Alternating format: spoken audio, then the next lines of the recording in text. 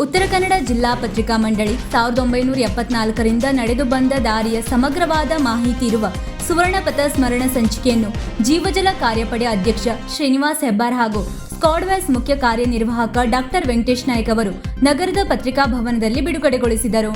ಸುವರ್ಣಪಥ ಸಂಚಿಕೆ ಬಿಡುಗಡೆಗೊಳಿಸಿ ಮಾತನಾಡಿದ ಶ್ರೀನಿವಾಸ್ ಹೆಬ್ಬಾರ್ ಅವರು, ಉತ್ತರ ಕನ್ನಡ ಜಿಲ್ಲೆಯ ಪತ್ರಕರ್ತರು ಇಂದು ರಾಜ್ಯ ಮತ್ತು ದೇಶದ ಅನೇಕ ಪತ್ರಿಕೆ ಮತ್ತು ದೃಶ್ಯ ಮಾಧ್ಯಮಗಳಲ್ಲಿ ಉನ್ನತ ಸ್ಥಾನದಲ್ಲಿ ಕೆಲಸ ಮಾಡಿ ಸಮಾಜಕ್ಕೆ ಮಾದರಿಯಾಗಿದ್ದಾರೆ ಎಂದರು.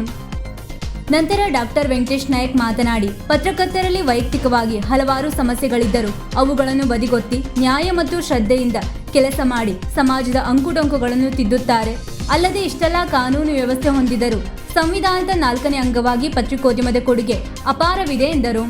ಜಿಲ್ಲಾ ಕಾರ್ಯನಿರತ ಪತ್ರಕರ್ತರ ಸಂಘದ ಅಧ್ಯಕ್ಷ ಜಿ ಸುಬ್ರಾಯ್ ಭಟ್ ವಕ್ಕಳ ಪ್ರಾಸ್ತಾವಿಕವಾಗಿ ಮಾತನಾಡಿ, ಸಂಘವು 1974ರಲ್ಲಿ ಅಂದಿನ ಹಿರಿಯರು ಸಾಕಿ ಬೆಳೆಸಿದ ಪರಿಶ್ರಮದ ಫಲದಿಂದ ಇಂಥ ಒಂದು ಪತ್ರಿಕಾ ಭವನ ನಿರ್ಮಾಣ ಮಾಡಲು ಸಹಕಾರಿಯಾಗಿದೆ ಎಂದರು. ವೇದಿಕೆಯಲ್ಲಿ ಹಿರಿಯ ಪತ್ರಕರ್ತರು ಉಪಸ್ಥಿತರಿದ್ದರು. ಜಿಲ್ಲಾ ಪ್ರಧಾನ ಕಾರ್ಯದರ್ಶಿ ಸುಮಂಗಲ ಹೊನ್ನೆಕೊಪ್ಪ ಸ್ವಾಗತಿಸಿದರು. ಮೊದಲಿನವರ ನೆನಪಿಟ್ಟುಕೊಂಡು ಈ ಒಂದು ಸುವರ್ಣಪಥ 50 ವರ್ಷದ ಕಾರ್ಯಕ್ರಮ ಅಂತ ಇದು ಭಾಳ ಸಂತೋಷದ ವಿಷಯ. ಅದರ ಮೊದಲಿನವ್ರನ್ನ ಮರೆತು ಬಿಡ್ತಾರೆ ಕೆಲವರು, ಅದು ನೀವೆಲ್ಲ ನೆನಪಿಟ್ಕೊಂಡು ಅದನ್ನು ಮಾಡ್ತಾ ಇದೆ.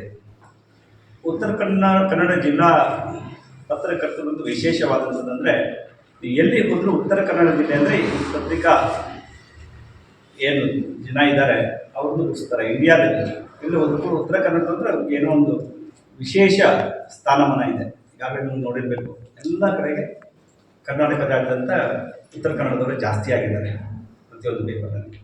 ಹಾಗಾಗಿ ಪ್ರತಿಯೊಬ್ಬರಿಗೂ ಅವರವ್ರದ್ದೇ ಆದ ಒಂದು ಚಿಂತನೆ ಇದೆ. ಆ ಚಿಂತನೆ ಅದನ್ನು ಮುಂದುವರಿಸ್ಕೊಂಡು ಹೋಗ್ತಾ ಇದ್ದಾರೆ. ಹೇಗೆ ನಮ್ಮ ಪ್ರತಿಯೊಂದು ಮನೆಗೆ ತಲುಪಿಸುವಂಥದ್ದು ಸುದ್ದಿಯನ್ನು ಯಾವ್ದು ಬೇಕು ಯಾವ್ದು ಬೇಡ ಅದನ್ನೆಲ್ಲ ವಿಚಾರ ಮಾಡಿ ನಮ್ಮ ಸಿರ್ಸಿ ಆಗಲಿ ಉತ್ತರ ಕನ್ನಡ ಜಿಲ್ಲೆ ಅವರು ಈ ಪತ್ರಿಕೆಯನ್ನು ನಡೆಸ್ತಾರೆ. ಇದೊಂದು ಹೆಮ್ಮೆಯ ಸಂಗತಿ. ಹಾಗಾಗಿ ಇದೊಂದು ಸಂದರ್ಭದಲ್ಲಿ, ಸುವರ್ಣಪಥದ ಸಂದರ್ಭದಲ್ಲಿ ಎಲ್ಲರಿಗೂ ನನ್ನ ನಮಸ್ಕಾರಗಳು ಹೇಳ್ತಾ ನನ್ನ ಒಂದು ಎರಡು ಮಾತುಗಳನ್ನು ಅಸ್ತಿತ್ವವನ್ನು ನಾವು ಕಾಪಾಡ್ಕೊಳ್ಬೇಕು ಅಂತಂದ್ರೆ ನಮಗೆ ನಮ್ಮ ಸಂಘಟನೆ ಬಲ ಇರಲೇಬೇಕಾಗ್ತದೆ. ಸಂಘಟನೆ ಒಳಗಡೆ ಯಾವುದೇ ಸೈದ್ಧಾಂತಿಕ ಭಿನ್ನಾಭಿಪ್ರಾಯಗಳಿರ್ಬೋದು, ವೈಚಾರಿಕ ವ್ಯತ್ಯಾಸಗಳು ಇರ್ಬೋದು. ಆದರೆ ಒಂದು ವ್ಯವಸ್ಥೆಯನ್ನ ನಾವು ಎದುರಿಸಬೇಕಾದ್ರೆ ಅಥವಾ ಎದುರುಗಡೆ ಇರುವಂತಹ ಒಂದು ಪೈಪೋಟಿಯುತವಾದಂತಹ ರಂಗವನ್ನು ಎದುರಿಸಬೇಕು ಅಂತಾದ್ರೆ ನಮಗೆ ಸಂಘಟನೆ ಬಹಳ ಮುಖ್ಯ ಆಗುತ್ತೆ. ಈ ಒಂದು ಪತ್ರಿಕಾ ಮಂಡಳಿ ಬೇರೆ ಸಂಘಗಳಿಗಾಗಿ ತಾವು ಕೂಡ ಈ ತರ ಒಂದು ರಚನಾತ್ಮಕ ಕಾರ್ಯಕ್ರಮ ಸಂಘಟನೆಯನ್ನ ಗಟ್ಟಿಗೊಳಿಸೋದ್ರ ಮೂಲಕ ಈ ರೀತಿಯ ಒಂದು ಸಮಾಜವನ್ನ ಕಟ್ಟುವ ಜೊತೆಗೆ ಪತ್ರಿಕಾ ವ್ಯವಸ್ಥೆಯನ್ನು ಗಟ್ಟಿಗೊಳಿಸುವಂತ ಕೆಲಸಕ್ಕೆ ತಾವು ಒಳಗಾಗಿದ್ದೀರಿ. ಅದು ನಿಜವಾಗ್ಲೂ ಕೂಡ ನಮಗೆ ಹೆಮ್ಮೆ ಅನಿಸುತ್ತೆ.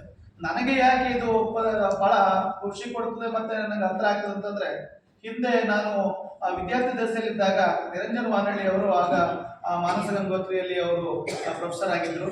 ಆ ಟೈಮಲ್ಲಿ ನಾನು MSWಗೆ ಸೀಟಿಗಾಗಿ ಹುಡುಕಾಡ್ತಾ ಇದ್ದೆ. ನಾ ಅಲ್ದಾಡ್ತಾ ಇರೋ ಸಂದರ್ಭದಲ್ಲಿ ಅವ್ರು ನಮ್ಮ ಊರಿನವರು ಅಂತ ನನಗೆ ಬಹಳ ವಿಶೇಷವಾಗಿ ಕಾಳಜಿ ತಗೊಂಡು ನನಗೆ ಅಕ್ಕರೆಯಿಂದ ಕೂಡಿಸ್ಬಿಟ್ಟು, ನಿಮ್ಗೆ ಸೀಟ್ ಸಿಗ್ಲಿಕ್ಕೆ ಇನ್ನೂ ತಡ ಆಗ್ಬೋದು, ಮತ್ತೆ ಇದು ಗೊಂದಲ ಇದೆ, ಅದಕ್ಕೆ ನೀವೇನು ಕಡಿಮೆ ಮಾಡಿ ಯಾವತ್ತಾರು ನಿಮ್ಗೆ ಅನುಕೂಲ ಆಗ್ತದೆ, ಇದ್ರ ಜರ್ನಲಿಸಮ್ ಮಾಡಿ ಅಂತ ನನಗೆ ಗೈಡ್ ಮಾಡಿ ಜರ್ನಲಿಸಮ್ ಮಾಡಿಸ್ತವ್ರು.